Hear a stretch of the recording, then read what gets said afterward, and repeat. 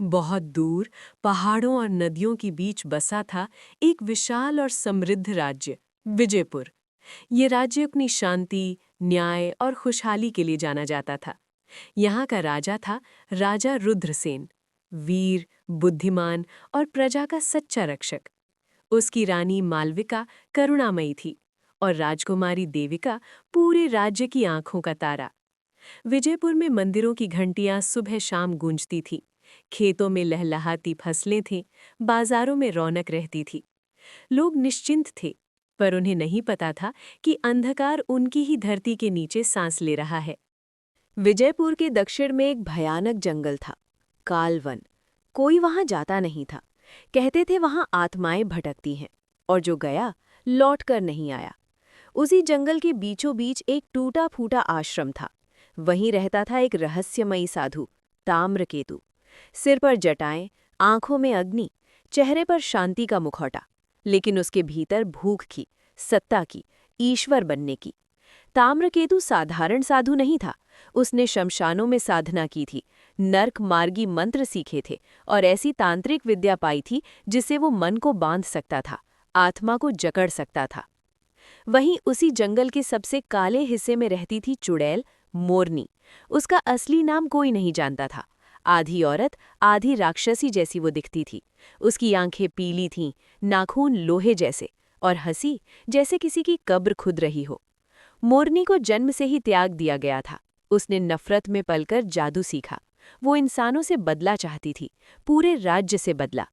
एक अमावस्या की रात, जब आसमान बिना चांद के रो रहा था, ताम्रकेतु और मोरनी का सामना हुआ, जंगल के बीच जलती चिता के पास। मोरनी बोली, तू साधु है, पर तेरी आत्मा मेरी जैसी है, काली। ताम्रकेतु मुस्कुराया, और तू चुड़ैल है, पर तेरी आग मेरी महत्वाकांक्षा जैसी है।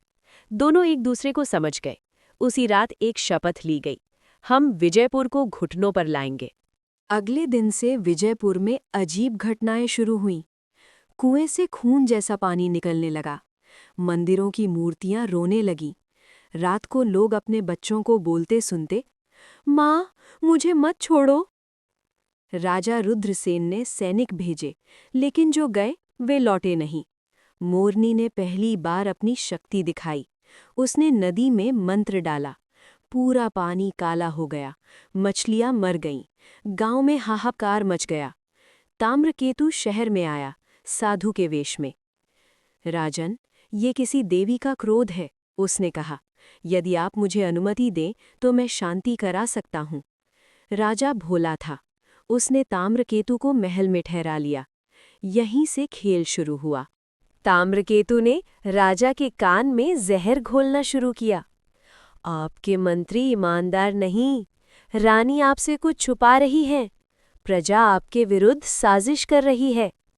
राजा बदलने लगा, शक करने लगा, गुस्सा करने लगा। उधर मोरनी रात को शहर में घूमती, बच्चों की परछाइयां चुरा लेती और उन्हें अपनी शक्ति से गुलाम बना लेती। धीरे धीरे पूरा शहर डर में जीने लगा। एक रात महल में आग लग गई। सेना आपस में लड़ पड़ी, मंत्री मारे गए। राजा रुद्रसेन पर हमला हुआ। देविका ने पिता को बचाने की कोशिश की, लेकिन मोरनी प्रकट हुई। छोटी राजकुमारी, तेरी चीख मेरी ताकत बनेगी। मोरनी ने मंत्र पढ़ा, देविका बेहोश होकर गिर पड़ी। ताम्रकेतु ने तलवार उठाई और राजा रुद्रसेन को मार डाला। उसकी आंखों में आंसू नहीं थे, सिर्फ सत्ता थी। अगली सुबह विजयपुर बदल चुका था। महल पर काले झंडे थे, सिंहासन पर मोरनी बैठी थी, ताम्रकेतु उसकी दाईं ओर। लोगों को घुटनों पर बैठाया गया। हर घर से कर नहीं, रक्तवली ली जाने लगी। मंदिर तोड़े गए, बच्चों से मंत्र जपवाए गए, औरतों की आंखों में डर बस गया। मोरनी हंसती थी, अब मैं रानी हूं, दर्द की रानी। ताम्रकेतु बोला, और मैं इस नरक का देवता।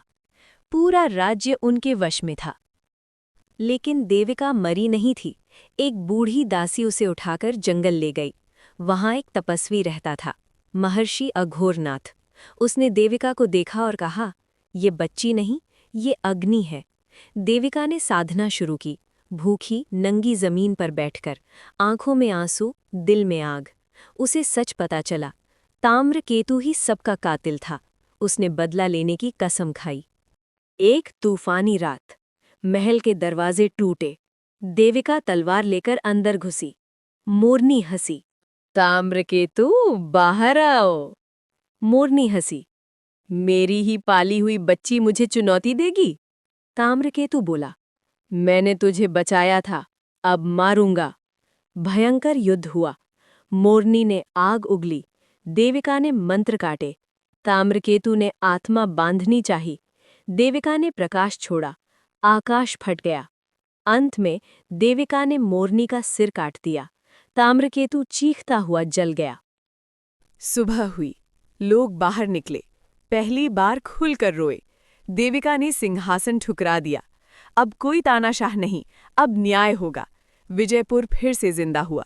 लेकिन कालवान के जंगल में मोरनी की राख से धुआं उठा और एक आवाज आई, खेल अभी खत्म नहीं हुआ।